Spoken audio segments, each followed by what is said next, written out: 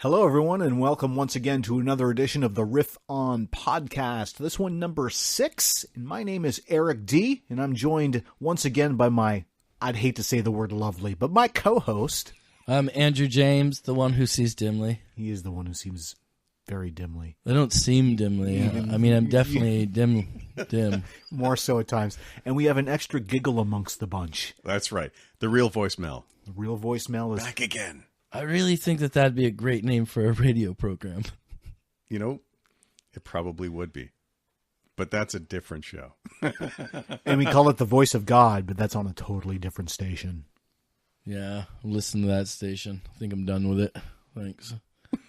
You could read a book, too, and be very popular. But anyways, episode number 6, we're in the lovely Colchester, Vermont Riff On podcast studios, otherwise known as my basement. And if his voice sounds familiar, the real voicemail, that is, it's because we just barely recorded that last one. We're just going to do a couple in one night because we can, and the boys are only allowed out past their bedtime so many times a month. Yeah, it's like how they recorded, how they filmed the Lord of the Rings. They just filmed all the movies at once. Family Feud and Jeopardy, they do them all in like one night, apparently. Oh man, I got that Family Feud song in my head. Da-da-da. We haven't even introduced the episode, and we're already down a rabbit hole. So. Survey says, ding. So today, and we were just talking kind of in between episodes, and we're like, hey, I was like, stop, let's talk about this. Growing up, computers, video games, technology, because we've all reached this age where we've been around them for, God, it's horrible to say 30 plus years, isn't it? But we're all at this age where we've been around tech that long, right? That long. For sure, yeah. From a white block, you could move back and forth across the screen to, well, I was just playing Diablo 3 earlier today. It's crazy. I mean, I keep video games off of my phone. It's probably a good thing, but I grow up with an Atari and I remember Coleco Vision. Mm-hmm. Not old enough to remember Coleco Vision. Yeah. I remember playing Pong and tennis and thinking, my God, this is the coolest thing in the world, and melting an Atari playing Asteroids. Flipped it 12 times. Wow. Like, melted it. Jeez and crow. That was my start into video games. And everything has changed so much. Do you remember, and I swear I have one in my closet up here. Do you remember Merlin? It looked like a telephone. It was like red, maroon, and it played like 9 different games, including tic-tac-toe and memory. You mean like Simon? A little bit like Simon, but Simon was tech at the time. It was, sure. Yeah.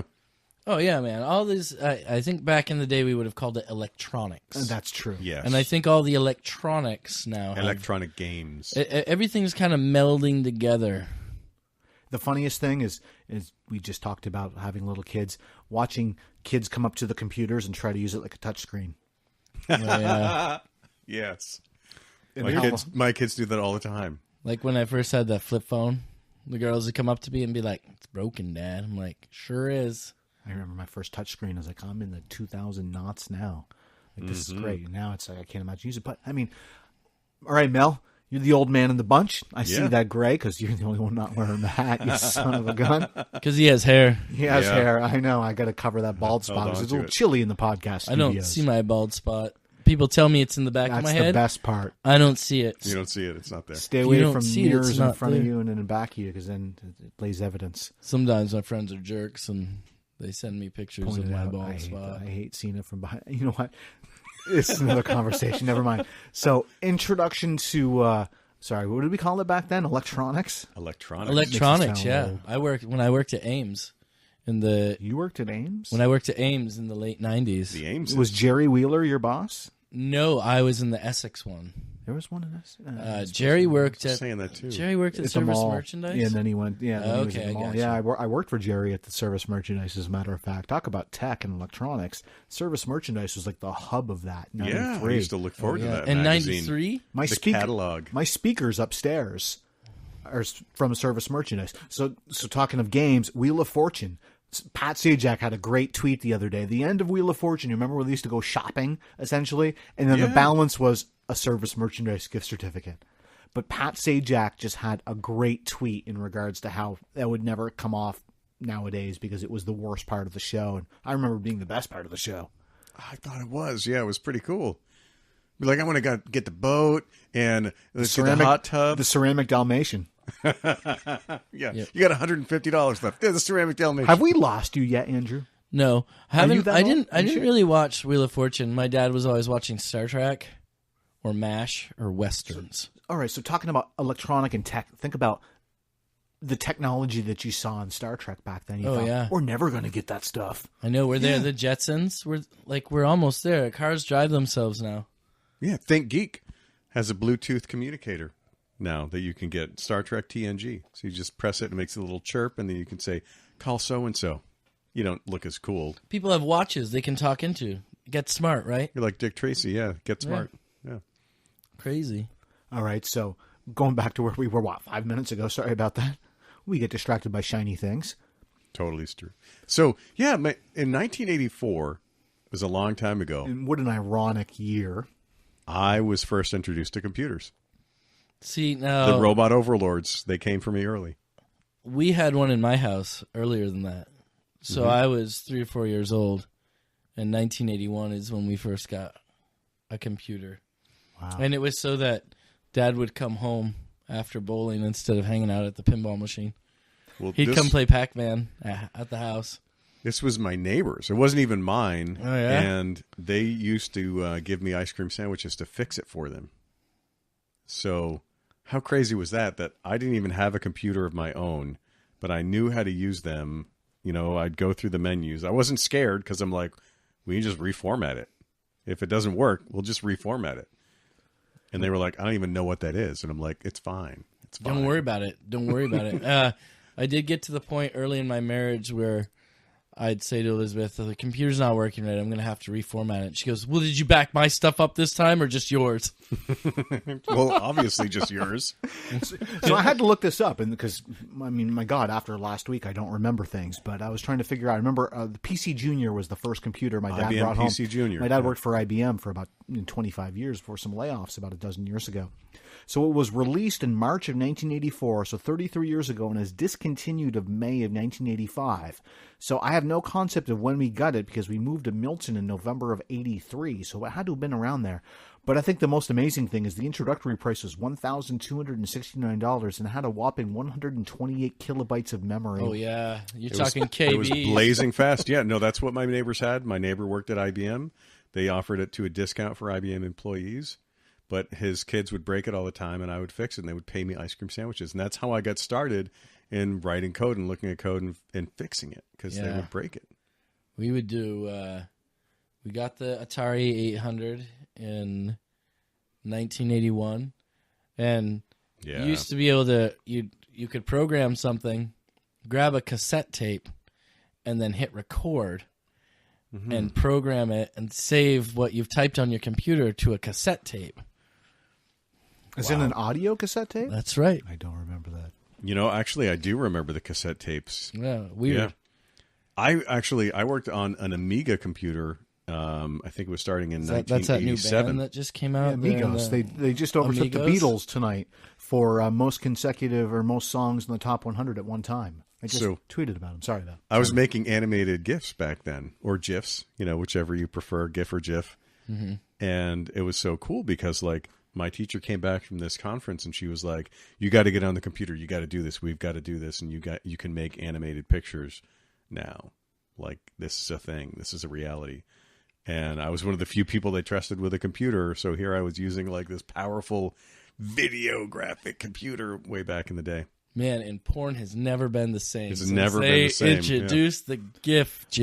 Remember when everything Tumblr. was a green font and cursor?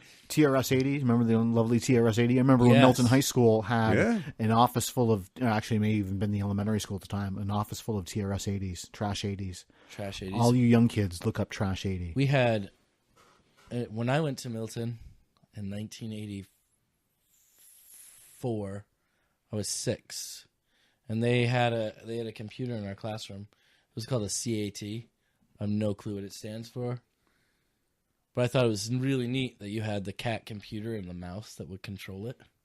And you know what they have nowadays? I mean, we've been into the girls' classrooms where they have essentially the fancy overhead projector, if you will, but you can write on the white screen, and it's all interactive, and it's like You remember the old overhead projectors? You talk about technology. When that was cutting edge, you put the transparency on it and it would broadcast on the wall, and that was, the homework would come across that way. And nowadays, these projectors that the kids have in the classrooms are just, they blow your mind. If you just walked, melted out of a time capsule. The smart boards. The smart boards. I mean, it's just like pretty amazing.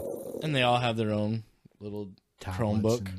It's incredible. But so first video game system. So I remember playing on my first Coleco Vision, and it was great because it had the keypad and it had the dial as well. I remember Donkey Kong way back when. It wasn't even my Coleco Vision, but I remember being like, I want to have one. But I remember having my first Atari, and what I miss, I think, about Atari and then the first Nintendo system is I miss the simple controls and the one button or the two buttons. Mm-hmm. Absolutely 100% miss that. As we fast forward now, I have a PlayStation 3. I don't even play video games on it because there's too many buttons and my brain doesn't operate that way. I miss to use all your fingers? Like, what if you're playing guitar? I don't play guitar. You use all your fingers on the guitar. I completely understand, but when I have to remember, right, X button is here, and O button is here, and this is R1, and this is L2. I mean, I don't want to think when I play video games. Like, I really miss... I would buy an Atari. If I went to a garage sale this summer and I found an Atari and it was $50, and with 10 games I'd buy it. Of course, you can buy them now. The controller with 50 games in them for $10. Yeah, it has like 30-something games. Crazy. Yeah, they did that for Nintendo. With Sega Genesis, I had a Sega Genesis. I still have a Sega Genesis. Does it work? It works. I've got like 20 games. I think we played some of your games. My games? In high school, yeah. They ended up at different places. I wasn't home. So I still have a PlayStation 1. I have a Sega Genesis. I have a PlayStation 2. My daughter took one of my systems, so I don't have that. My oldest daughter, she totally loves the retro games, so she's done like she did like one of the retro computers, which is cool. But I have to admit, one controller, either a knob or a joystick, and one or two buttons, and you made a game that was playable and that immersed you, and you could play it for hours and hours and hours. So what I want is the combination. Absolutely, is the graphics of the modern day with the simplicity of the old, arrow buttons and AB. I would love that to death. I do have to say, I got to jump in. All right, go ahead. Because Skyrim is one of those games that I love and I hate at the same time, because I'm sorry, I don't always have 3 hours to dedicate to your game. Like, sometimes I just want to play a game for 15, 20 minutes straight, and I want to feel like I've accomplished something. And in Skyrim, it's like I can't even get to another village.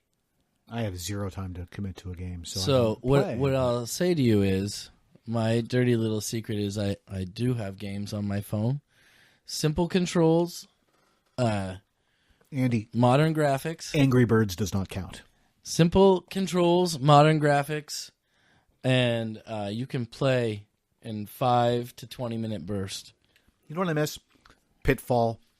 Excite Bike. You can get that on your phone. I know, but there's a reason why I don't have games. Like we were just talking, I'm off air, addicted to Twitter. Like, I can't stay off of Twitter. If I had video games on my phone, forget about it. Grab a like an iPad or something, throw them on there. Eventually, because you have. So one of the first games I got for my iPad too was NBA Jam. Oh. And they just celebrated an anniversary. Did you see that? I forgot how 25 years. I don't even think it was that old. Was the scary thing. So I read about that. Played in Milton. The rest of the day, I was going around going boom shakalaka because that was NBA Jam. But you know what's great? And we'll throw out a shout out to a great local business here in Burlington, Vermont, the Archives. Oh, the Archives. Oh, amazing. I mean, you go in there and it's like walking down memory lane for folk our age. I mean, NBA Jam, they have NBA Jam tournaments there. And so you're drinking incredible craft beer selection, probably the best and most diverse list in Burlington with all of these 80s games. Arguably, yeah. It's a really great Tuesday place. night, tonight, when we're recording this, is token night. They give you, for every pint of beer, they give you 4 tokens. And it's fantastic. Nice. I mean, love that place. So speaking of which, in old games, Rampage. Have you seen the movie previews for Rampage? They're turning all these games into movies now because Hollywood doesn't have content. That's a huge issue that I have. Is nothing is original. They're making movies, remaking movies that I remember coming out within the last 15 to 20 years. Jumanji immediately comes to mind. But I was at Walmart recently with my son, and I'm like, wow, they have little Rampage action figures. It's like, how cool is that? Well, of course, there's going to be a reason. Yeah, there's a Rampage movie. Which makes sense. It sounds like a good follow-up to like the Wreck-It Ralph. I saw that and I'm like, I feel like I know this game. It seems somewhat familiar. I would totally love to play that. Played it on my phone. It's fantastic. Yeah.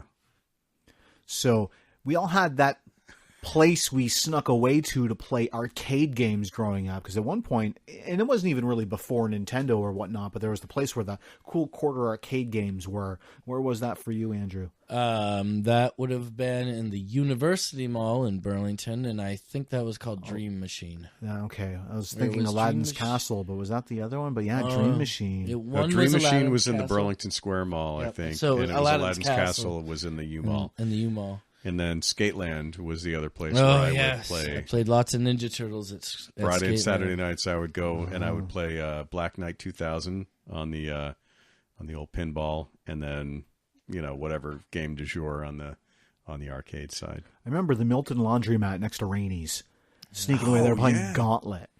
And just 4-player too, and I don't even remember there ever being 4 of us. But I never got into pinball necessarily. But I remember Gauntlet, Golden Axe. Actually, our Archives has that. We'd still go down and play Golden Axe. I mean, it's just incredible to go look at these games now. Where I always said, if I had my dream basement, pool table would be great. Foosball, but a couple of uprights. I would absolutely love to have a couple of upright games. Consoles. Would you have just you'd have just the console, or would you actually have the ones that play multiple games? Like the Neo Geos, remember those? I don't remember those. Yeah, MAME, I think is what you're talking about, a multi-arcade emulator. Yeah, I'm friend of mine has one. I'd want it to be like a dedicated game, like Pac-Man. I remember growing up on Pac-Man. I remember having my dad even, I want to say, bought a how to play Pac-Man, win at Pac-Man with gave you suggestions for routes and stuff like that. I still love Miss Pac-Man. I prefer that over Pac-Man personally. Oh, really? And the Archives had a Turbo, one of the high-speed Miss Pac-Mans, where you move. I mean, do all you can. Just Miss Pac-Man was a better game. You had different maps, so it would shift a little bit. Where Pac-Man was just same map Pac-Man, over and over. Same map over and and over. And it sped up. Yeah. Right. It was I gotta tell you, listening to you guys talk about games, it sounds so much like back in my day, we had one controller and 2 buttons. Or well, the funny thing is, with a MAME, and I totally actually want to build. I want to build one where you're emulating multiple different machines. I mean, you have to have 6 buttons, you have to have a joystick, and you have to have the spinner. Unfortunately, you can't do the knob so no that golden? just spins. Oh, okay. So you can't do Tempest or a couple of other games. So there's a couple things that are out, but you just underneath where the controller is, you just flip it open. There's a keyboard and a mouse, and you just shift your system so you can play Super Nintendo. You can play old Sega games, and some of my favorite games are actually the old Sega and Atari games, because again, the simplicity and that feeling of conquering it every once in a while, but not too often. It was right there. Super Mario Brothers. Remember when 2 came out? It was the biggest game in the world. Talk about releases. Nowadays it's the iPhone. But remember when Super Mario Brothers 2 came out and how difficult it was to get. Nintendo was king. Was the Wizard with Fred Savage? Was that Mario Brothers 2 or Mario Brothers 3? I don't think I ever saw that, unfortunately. Oh. I remember the Probably Wonder Years, but I don't. I do remember the Wonder Years. And speaking of which, since the other night was the Super Bowl, if everyone wants to know about when we recorded this, was the Wonder Years debuted after the Super Bowl. And I remember the preview, and I remember watching it, and I remember Winnie Cooper. Winnie. She's still hot. She is still hot. She is. She still looks like Winnie, which is weird. Super smart, I'm okay too. with it. Have you read about her degrees? Oh, yeah. She's a high-level mathematician. She is. So here's something in modern day, we talk about our simplicity, of the old joysticks, is who remembers track and field and remembering being able to grab a pen cap and rub it over AB really fast for your long jumps and your sprints. Either of you guys remember that? I think I'd do this. You do it. I'd hold it in one hand then rock it. We do the fingertips, essentially, with your nails or the pen cap. And we'd rub it over AB extremely fast to get the running. But I've always been into sports games. So for me, I remember Atari Baseball, playing Atari Baseball with Kevin Lyons, and everyone had like the best player on the field. And I had a second baseman that I could activate like nobody's business to get all the line drives up the middle. But we would play hours and hours of this simple 8-bit Atari Baseball. And same thing when it transferred to the Sega Genesis, the hockey. And the funny thing was, the other day, Jaromir Jagr was just released. Yeah. And the word was he was the last player from 94. From NHL 94 to be I was trending around. in Twitter. Incredible. Wow. It's That's pretty awesome. absolutely amazing. And so I have my PS3 and I've got an old Madden and an old baseball and old this and all that. And I don't play any of them. I actually went out purposefully within the last month to buy a wrestling game because I remember pro wrestling on my Nintendo. Yeah. I loved it. And so I went out to buy a GameStop and got a wrestling game, and I brought it home and I spent $5 on it. GameStop.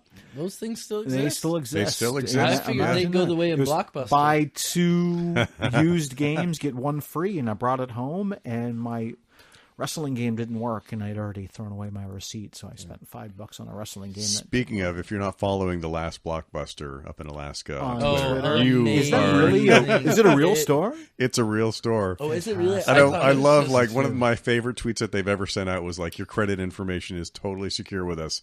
I mean, there was that one incident with Jerry when he tried to sell 100 of our customers' credit cards, but other than that, it's totally secure. Pretty funny. I didn't realize that was a real thing. It's a real thing. I didn't think it was a real story either. They're thought really it was open. satire. So, technology, electronics, is anybody, and we already talked about maybe getting into streaming and doing things like that. Is anybody, well, here we go. Here's where it is nowadays. E-gaming and Twitch and what's going on with professional athletes and owning and spending millions of dollars for these gamers. And it's like a live concert.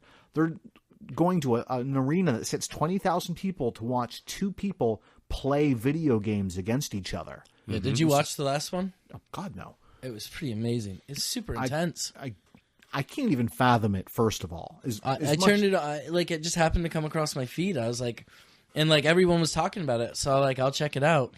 Because this kid thought he had won. And then the other kid comes in and like takes it out of nowhere. It was amazing. Like this unranked kid. I mean, I've watched some on YouTube. I watched YouTube gaming for a little while, and it just kind of, after a little bit, it just lost it for me. I was just like, I'd rather be playing than watching people play, as good as they are. Yeah. It's like my kids that want to watch people open up toys packages on YouTube. Like, I don't. This almost smells like a sour to me. We just opened up another beer. It does. This would be Research IPA number 4, and we started this episode with number 3. Sorry, we're beer geeking during There's something wild in there, yes. It's it's a little something. So I haven't combined like beer geekiness with video games. If I had spare time, are you kidding me? You've been talking about the archive for. No, that's true, but it's the simplicity. It's back to the joystick and the 1 or 2 buttons. Like, remember, like getting into Mortal Kombat when it first released and needing to remember that combination to perform like the execution move. Combo. Right. Yeah. I mean, I played off-road the other day when I was at the archive, and I got my name on the board, man. It's like, it's totally... Getting your name on the board, that means something. Yeah, because it was just like, this is easy. I remembered exactly how to play the game and how to get up there, and yeah, it was like right up on the board. Was that the one that had the steering wheel, the 3 steering wheels? That was Ivan's. Is that off-road you played? It had 4 steering wheels and 4 gas pedals. It does, yeah. It has the 4, steering, gas, and brake. Yeah. I just had a gentleman I follow on Twitter and Facebook, Ross, who was just messaging about that recently, and someone was saying that the archives had it. So it's probably not there anymore, but if Mel's still there, that's me. They turned it off that night and it had no memory, so it absolutely disappeared. So what the heck was I going to say? I don't... Games are fun. Galaxian and Galaga. I mean, I just missed the left and right and the button, and that's all it really did. And how great were those games and their simplicity. I mean, heck, we were talking off air about Missile Command. Yeah, I wrote a game like Missile Command back in the day when And gosh, this must have been like the 80, 81 era. I was in like 6th grade or something like that. And we did computer programming class. And I wrote a game like Missile Command. And the hardest thing to figure out was to have the missile not drop straight down when it was released, and to not, do like just the angle. And it had to keep up with the plane for a little bit and then kind of decay in speed for you to, drop the missiles and then fire things up into the sky. There had to be some sort of random, decay to when things were working. So it wasn't all predictable.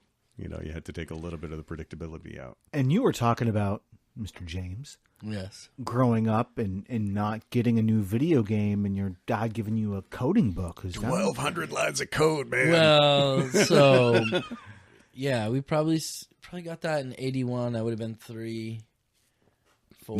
New code has come to light, man. Well, I've done I've done coding since then. I wrote a game about a Scottish.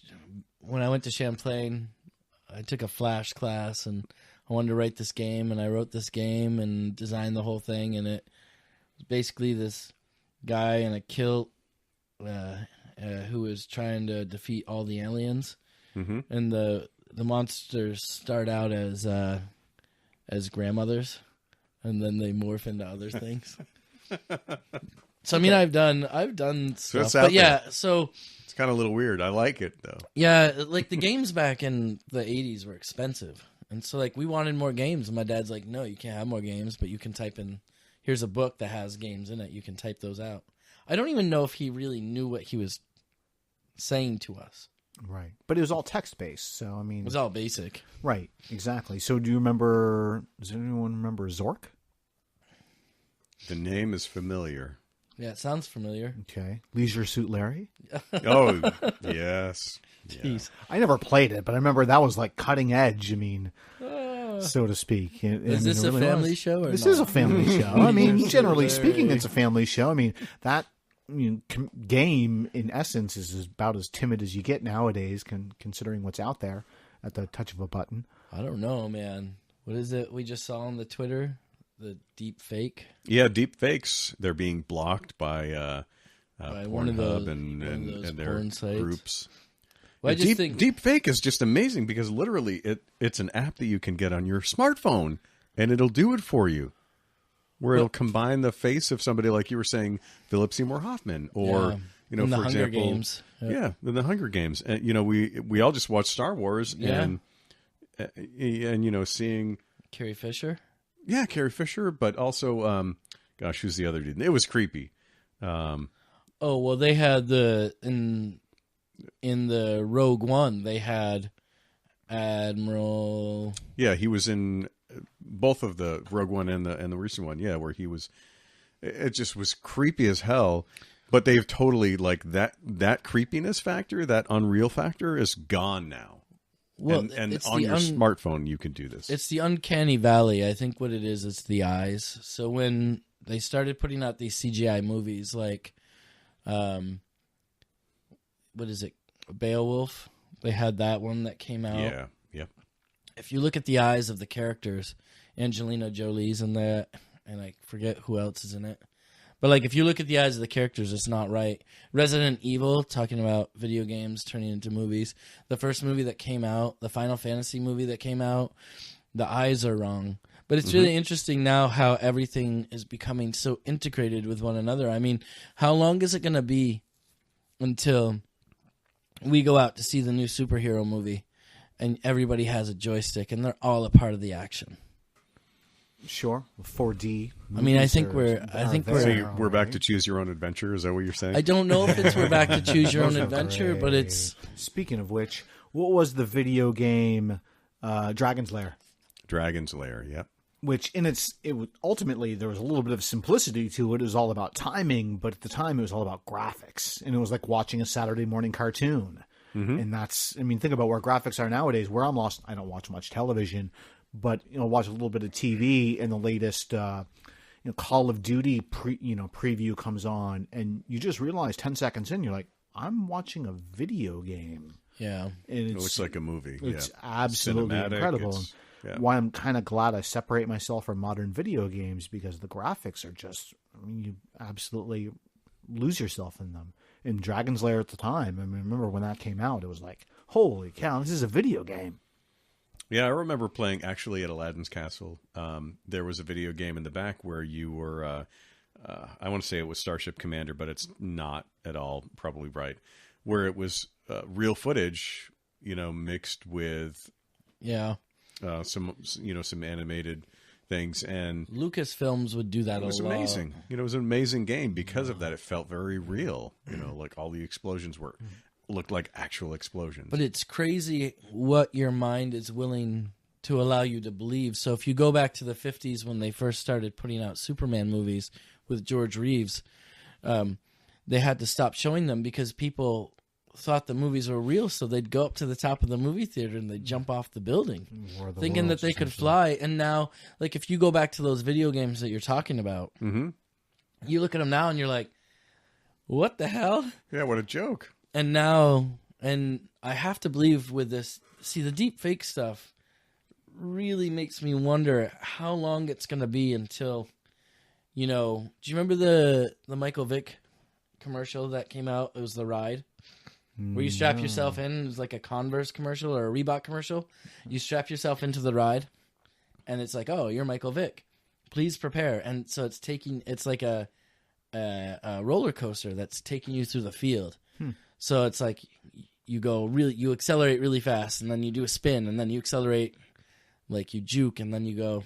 But I think that we're so much closer to being to a completely integrated game. Well, I was just going to say, you're IT, and Mel, you're tech. AR and where that is going, and AI, and basically putting on a hood, if you will, or a mask, and putting yourself into virtual reality. Which, remember when virtual reality devices kind of came out, it's so much further in the past than where it is now. Nintendo's hottest game last year was Pokemon Go. That was their highest grossing game last year. Augmented reality game, yeah. You just think about that for a second. Right. Just a game where you bring your phone out and it shows you it's like you have your phone's camera, and then all of a sudden a little Pokemon pops up in the corner of your room there. Yeah, they captured the world. Nintendo had really been kind of off the map for a little while. Bless you. You got that all over my chair. Well, at least the chair's green. Well, at least it's just on that Red Sox shirt of yours. The nice thing is Mel doesn't have any clothes on, so it easily washes off. Just wearing the socks.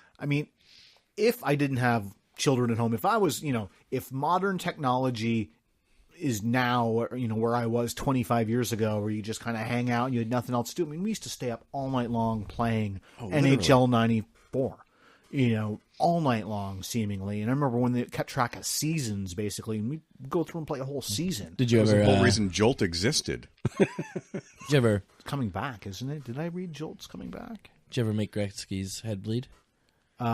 Swingers? You remember the movie Swingers? Yeah. Vince Vaughn? I do. I've only seen it once. Oh, really? I remember that. Vince Vaughn, yeah. Vince Vaughn. I just went to Vegas. I just went to Vegas for the first time, speaking of swingers in Vegas and whatnot. And that's could be a whole nother episode, perhaps. That was something else. But just thinking about the day is, and it's why every time all the retro stuff's coming back again, and watching these, standalone Nintendo devices with 80 games, and I think, yes, I want that. I want that so much. And then I think, I have no time for that.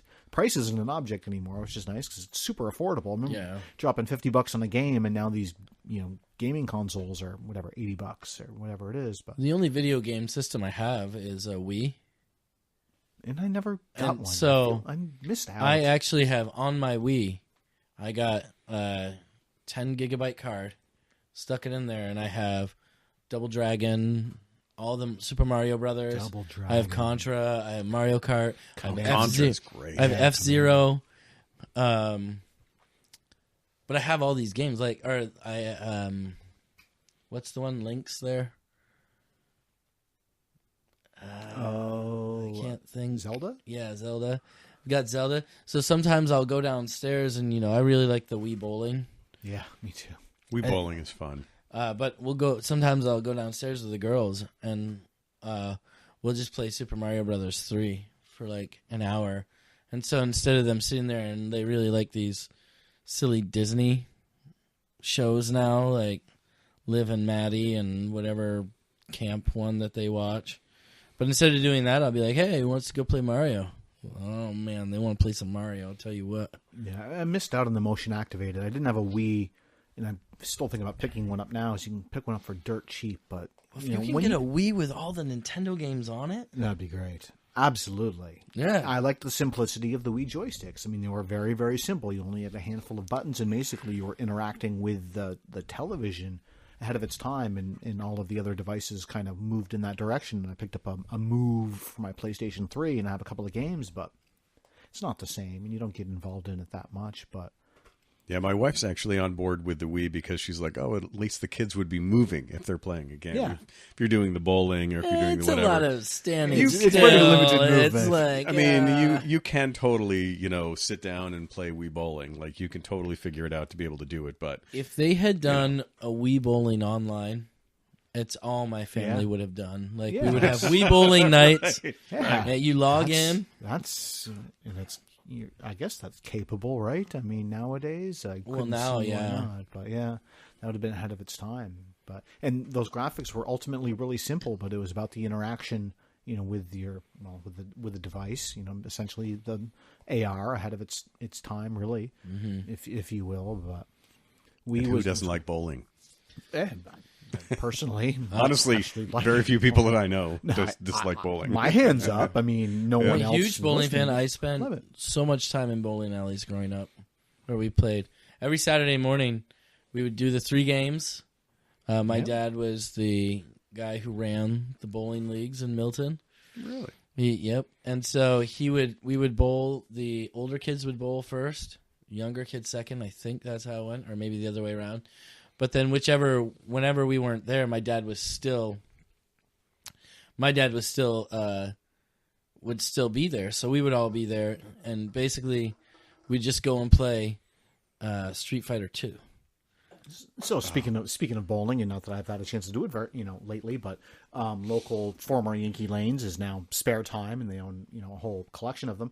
But the gaming center, I just had the kids over on Super Bowl Sunday, and it's just a cash grab because most of the games are 50 cents, if not $1, for big, overpriced, interactive machines. And heck, it's so funny because we play Connect 4 here at home. They have a Connect 4 game where the screen is it's 10 foot across and 10 foot tall. They it's fantastic. But one-on-one's $2, They have a pretty sweet beer pong game. Yes, Really? they do, as a matter of fact. And Interesting. it's hilarious to see the 7-year-olds essentially playing beer pong, and you think, if your parents only knew. Of course, the parents. Come on, man. Back in the day, you can't tell me that you weren't playing I'm never good into beer pong. not beer pong, but I mean when did you start playing asshole? Hey, this is the I PG know, show. but I didn't know how else to say it. When did you first start playing that game? After I was 21. You liar. That was after I was then. 21 for me as well. We would start out, we'd play BS. Yeah. And then slowly we, probably started playing BS when I was 10. BS was cool. And then we'd These go are not video games. and then we'd go, well, they're games, They're card games. card games. This tastes so malty, by the way. Yeah, I was going to after say, the you could see it research. when you poured it out. We just poured out a beer, and the second I cracked it, I was like, I could smell the malt. You can smell But it. it's okay. It tastes so sweet. All right, older and talking about non-video games. Does anyone remember the game Zonk? You guys ever play Zonk? No, what is this? It's Zonk familiar, and but I Zork. can't remember. It involves a substance that's going to be much easier to work with come July 1st here in Vermont. So at least Really? that's what I've. But if you haven't Putting the played green in the Zonk, mountains. Farkle is really, in essence, what the game is, but it involved a very small tabletop and bong hits. Okay. It's a great game. If you go to my YouTube page, Andrew James 78, you can see my Farkle song, which has over 7,000 views. Seriously? Really? Oh yeah, it's so wonderful that people cared enough to watch it. but I just basically, I just basically turned the camera on and just riffed on something, just made up some words as I went along. Riffed on. You're riffing. Listen to you. Yeah. I know, you like that? I do like that very Working much stuff so. in. So, okay, so speaking of which, I never get into this. So, Guitar Hero? Yeah. Did you do well? I mean, you're a guitarist? No, because I play chords. I'm a chord banger. Okay. So, I mean, the rhythm was there, but I don't do a lot of leads. No. Okay. So, like with the guitar, you're always thinking like moving up, moving down, like the XY axis. And with Guitar Hero, it's just moving back and forth. So it's just hitting buttons like maybe bass players would be all right with it because you're thinking that kind of that way. That's probably why I was good. I think I was destined to be a bass player, but I just never got in the band. So Guitar Hero, yeah, it actually spoke to me. It was kind of like karaoke too, so like that's what I liked about those. No, we're not going to talk about karaoke. I firmly do not believe in karaoke. Well, see, that's the thing. But it's like, karaoke at home, so you're not in front of other Band, people. So. Rock Band had you put in. See, that was so it went Guitar Hero and then to Rock Band, and so then it was incorporating things like singing, drumming. You had somebody playing bass lines. You had somebody playing, where you'd get into all the pieces. Mm-hmm. I think Rock Band was for me a little bit better, but Guitar Hero, of course, obviously was the intro. I mean, it's what brought it up to be. And when I was just at GameStop recently, they had DJ Hero, and being a radio DJ, and I actually picked up a pair of turntables at one point in time, but zero patience. What I need is essentially a Serato and an MP3 controller nowadays, and I'd be much more into it because I've got a digital collection anyways. But I saw DJ Hero and I was like, I wouldn't mind getting this. But that remakes a little Tribe Called Quest. What do you it's fine. Yeah, why not? I love Tribe Called Quest. Little Tribe. Once again. That's why we're not going to talk about Migos and these modern day, the mumble rap out there. Oh, man, are we going to go back to this? No, as a transgenerational, I feel like you should appreciate the music that the younger generation is putting out. I used to call you on my cell phone. Appreciation. Drake, I do not like. Do not get. There's nothing there for me. How much did people hate Eminem when he first came out? I liked him a lot when he came up his new album. Yeah, but you got to think. Okay, so we're in our 40s now. Well, some of us are in our 40s now, right? So, no comment about the ages. No, I'm not. I'm not trying to. Age is a number, man. Yeah, it's just like your opinion, man. But it's interesting. Like if you think people who are 40 years old when they heard Eminem, they're like, "Get this crap out of here." Well, my parents weren't into the first time I heard Run DMC and Aerosmith Walk This Way. There you go. I was like the Fat Boys. Yeah. The Fat Boys were coming out. They were crushing it. They were. And like there's all this urban music that we were listening to back on Nick Rocks and VH1. Weren't allowed to watch. Well, but this is what's crazy. 6 in the morning, police at my door, fresh shitty to squeak across the bathroom floor. So we've all really grown up around this. I will forever remember hearing Licensed to Ill and the Beastie Boys for the first time in '86. I was 11 years old. I've been around hip-hop music for 31 years, and there's nothing that says aging white man like driving around in your Honda Odyssey like banging really good hip-hop music, which I really do enjoy. And we're talking about going off on a tangent.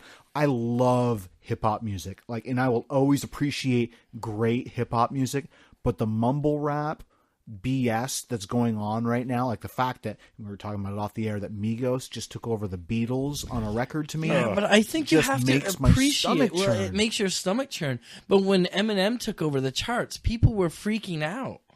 Who? The older people, the people that are our age now. I'm not worried about them. Well, but that's the thing. Like, so you're talking about a lot of people who like the classic hip hop were definitely not happy about Eminem. In the way that he decided to rhyme, and the way that he rapped, and the things he rapped about. There was a lot of people that didn't like Slick Rick. They didn't like Dr. Dre. True. They didn't like Snoop Dogg. They didn't like. So There's been a lot of hatred for Dr. Dre over the years, though. Well, we're all still waiting for him to drop the Detox. I mean, come on. We've only been waiting, the guy's dropped 2 albums essentially in 30 years, and he's one of the biggest hip-hop stars in history. That movie was so good. Did you watch the documentary on HBO? I told you to watch it last time. What?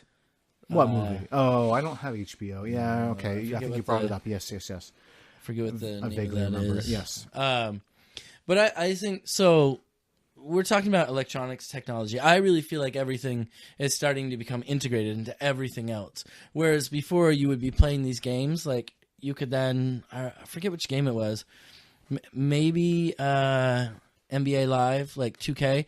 They would. I remember that was the first game that would allow you to stick a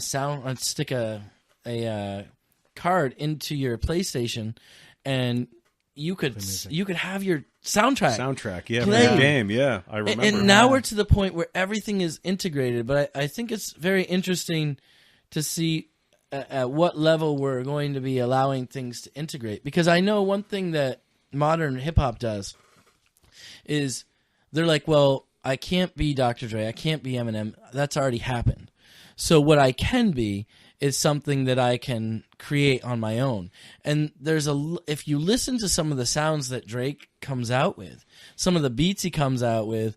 Does he do any of his beats, though? I mean, he's just moaning over somebody else's production, correct? Okay, so besides Dr. Dre, who else was doing production? Kanye? Yeah, well, there's another one. Personally, he's gone. It's funny because I'm a big Kanye West fan, but his first 4 albums are 4 of the best hip hop albums ever, and then his last 4 have been a little all over the place. But he went into experimental, and that's the any artist who does that, whether it's Beck or whether it's Prince or whether it's Kanye or whatever, like the experimental is kind of hard to get into with any artist. So I read a tweet last year that made me sad, and it was, I think we've heard enough of 4 chords from white people's rock and roll music. And I'm like, oh. But I could still do something different with 4 chords. But it's that thing where, people are really starting to experiment. And you have all these new technologies. We're talking about the video games, and we're talking about electronics. And, you go back to your Merlin. And can you imagine what's the band that you were talking about? The Junket? Suitcase Junket. Yeah. Can you imagine that guy getting his hands on a Merlin and being like, all right, I want you to make an album with this? And he would be able to do it because people are willing to kind of go outside of the box. Yeah. Way more now than they ever were before. Because, you know why? Because you don't have a choice. Because it's whatever's out there has already been made. Like, you're not making another Sgt. Pepper's Lonely Hearts Club Band. No. There's the album on my wall. I see it. There it is. It's been 50-plus years since that was produced, and I tweeted about this the other day, and this is what makes me particularly upset about this whole Migos thing overtaking them. To me, the other day was the 49-year anniversary of the Beatles' last public performance on the rooftop, and to me, I said, if 4% of the music nowadays was as incredible, to me at least, as the Beatles were, I would be happy with where modern music was, but I think one of the things that we've lost is, it's hard to think of a meme, but when I think of a meme, you have Beyonce, who has a song that literally has less than 10 words in it, who has this amazing hit, and there's like 15 people who wrote it, and then you have somebody like Freddie Mercury, who writes something like Bohemian Rhapsody, yeah. writes. Produces, and puts all of it down. Obviously, yeah, his band members probably had some input on the final product, but there's a difference. Like, geez, I can remember being back in 5th grade, and then one of the number 1 songs was Positive K, Please Don't Go. And that whole song was, please don't go, please don't go, please don't go away. So, I mean... And no, it's a good point, but at the same time, when you have 15 people who write Please Don't Go, because that was probably written, honestly, by 3. The producer had some input, the person who performed it, and the writer had some input.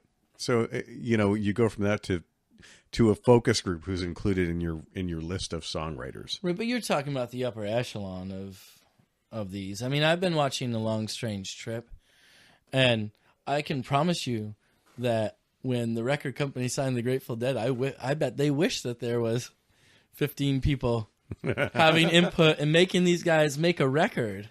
Yeah. That was poppy enough for anyone to listen to. Right.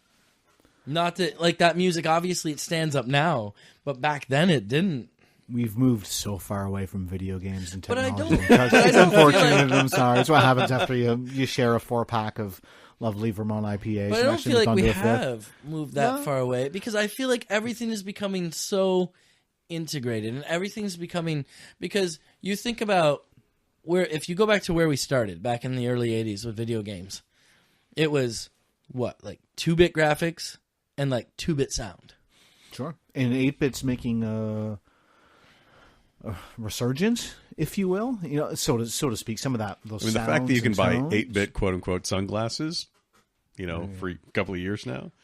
Minecraft, though, that gave us a resurgence. I will say this, and I've never actually talked to him firsthand, but we will have him on the podcast.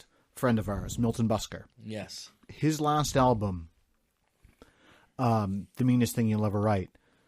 Fantastic album. Fantastic album. It's on iTunes. Go buy it. I bought it and I listened to it. He has a lot of 8-bit sounds on that. Yeah. Have you ever noticed that? To me, I hear a lot of 8-bit inspiration. Him and I grew up playing video games together, really. Yeah. So he's in the studio right now, Milton Busker and the Grimwork. Actually, like yesterday, they were in the studio, and there's some upcoming stuff coming out. And we're going to have him on the podcast. He's an amazing songwriter. He wrote the theme for another podcast I actually have. But the sounds are starting to kind of make some of the resurgence, and I'll always appreciate the sounds and the beats, but and there's nothing I want more than to discover the latest and greatest and the fun and the good new stuff that I can get behind. But I'm having such a hard time with modern hip hop and beats and whatnot. And I love hip hop music and love the sounds and whatnot, and love music in general. And I want nothing more than to support some of these artists, but I'm struggling at times. But meanwhile, I don't know. There's no I shouldn't have even said that, because my transition doesn't make any sense now. But well, I mean, I think to play on to riff on what you're saying, sure, about everything's kind of coming together and things like that. I think that a lot of people now feel like the audience does have control over what artists are doing, and so that in that way, they're engaging. It's the gamification, if you will, of a lot of modern music.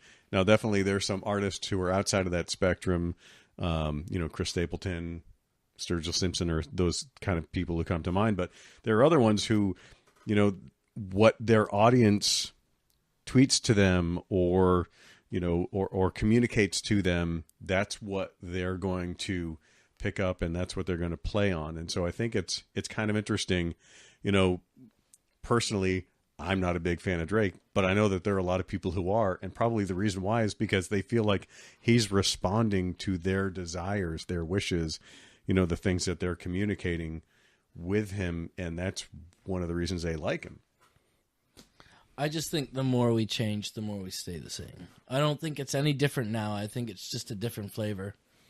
It's a different avenue. I mean, it's a feeling of a more quote unquote direct communication, even though it's in many ways less personal.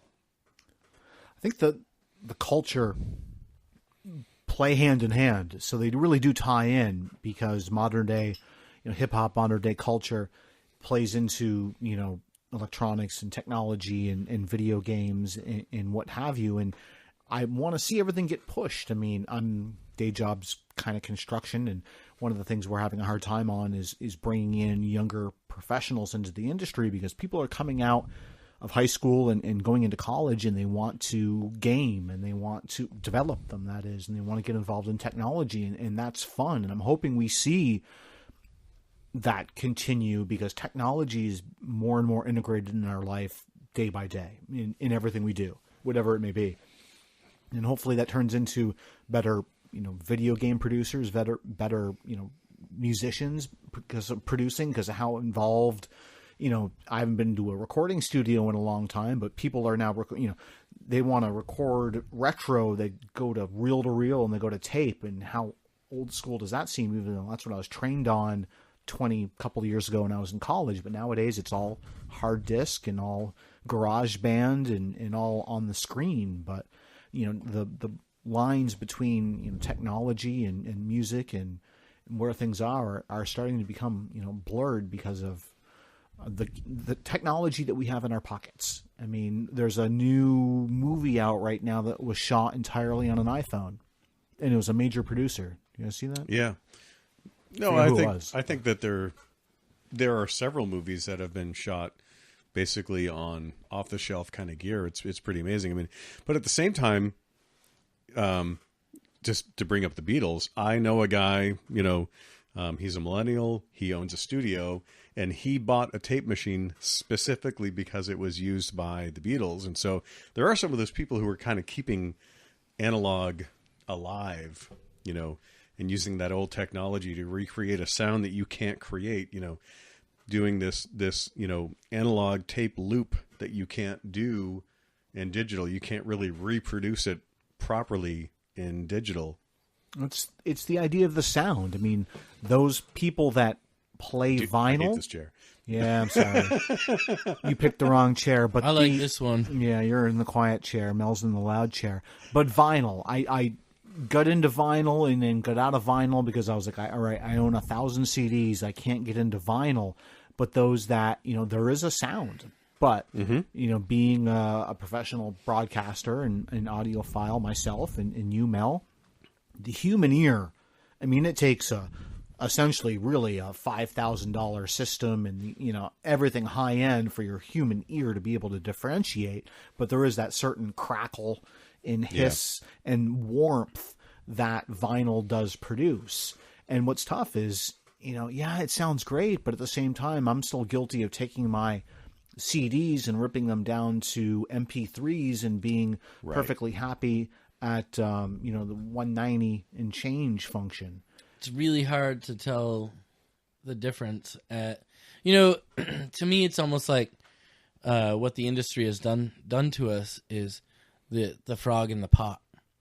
So you just keep turning the heat up slowly and slowly, and eventually you don't even notice. The frog doesn't realize it's in the pot. Yeah, and I think that's what's happened with sound, except with music, except they've turned it down, down, and all of a sudden, that's why when they asked Bob Dylan back in 2003 or whatever, at the height of Napster and Kazaa, they're like, hey, does it bother you that you're losing money and all these people are downloading MP3s? He goes, no, it's garbage. They should get it for free anyway.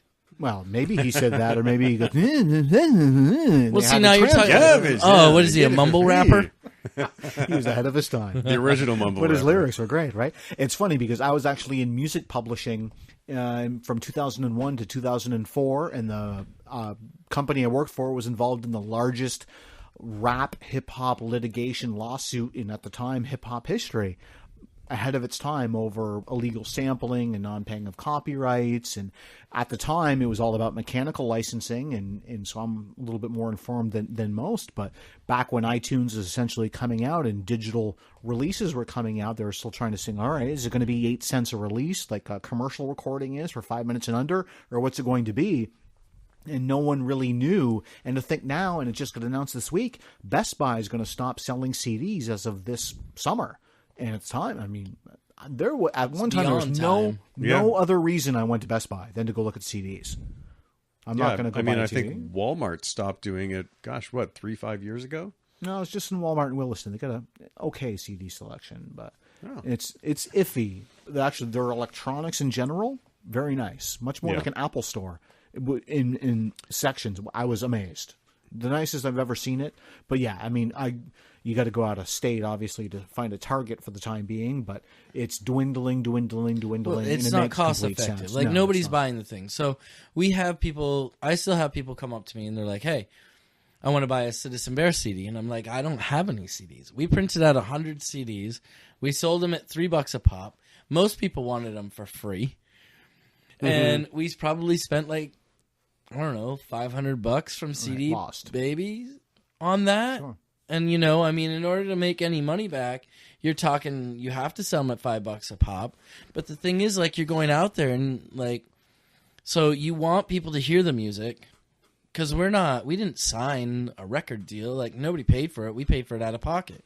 Right. So it's like, all right, we need to sell 50 CDs at $5 a pop, right? No, at $10 a pop to make our money back. And then the other ones we can give away. But then, like, why am I going to go spend another $500 to get 100 discs when I can spend $700 and get like 1,200 discs? Distribution. I mean, not that I was on it when I was trying to get my GameStop wrestling disc to work, but I'm poking through my PS3 store and I'm like, this is amazing. Distribution is now. I'm connected to the internet, obviously, Wi-Fi. I can go into my PlayStation store and download a game, and I'm not even buying an item, and essentially, a physical item. And it works. Yeah. Of course it works. I mean, I did that. I was playing Diablo earlier today, and I did that. I entered my key for, the game that I purchased, I think 2001. And it's like, oh, there you go. You can download it and install it on whatever you want to. Yeah. And by the way, here's a freebie, because you have purchased a product with us before. Yeah. It's crazy where everything's going. And that's why I feel like it's all integrated. Or so we're all going to get a chip. We'll have an implanted chip. I'll get it. Just give it to me. And it's as going long to as go you make it modular. Into our eyes and into our ears, and it'll be our music and our, video games. And our phone and everything else. Everything. Yeah. The Matrix has you. Sign me up. I'm in the grips. My robot overlords are come to me, and I'm ready. Sign me up. I do too. So we'll talk about a rabbit hole. We could talk about some of this stuff all night long, and we'll come back to some of these subjects probably in future episodes of the Riff On podcast. But for the time being, we just really needed to call it a night because I got to pee. I do as well. Same. All right. And we'll have to wrestle for the bathroom. So my name's Eric D. Andrew James. And the real voice, Mel. I hope we have you again, Mel. Thank you so much for stopping in, buddy. Maybe you can have us on yours. Yeah. Hey, maybe we can. The Great Let's O2? do that. Great O2. Yeah. What about you? What do you do on the side? Oh, on Thursday, we'll be doing... Well, actually, that's not going to be helpful. Go check out the local haunt on Facebook.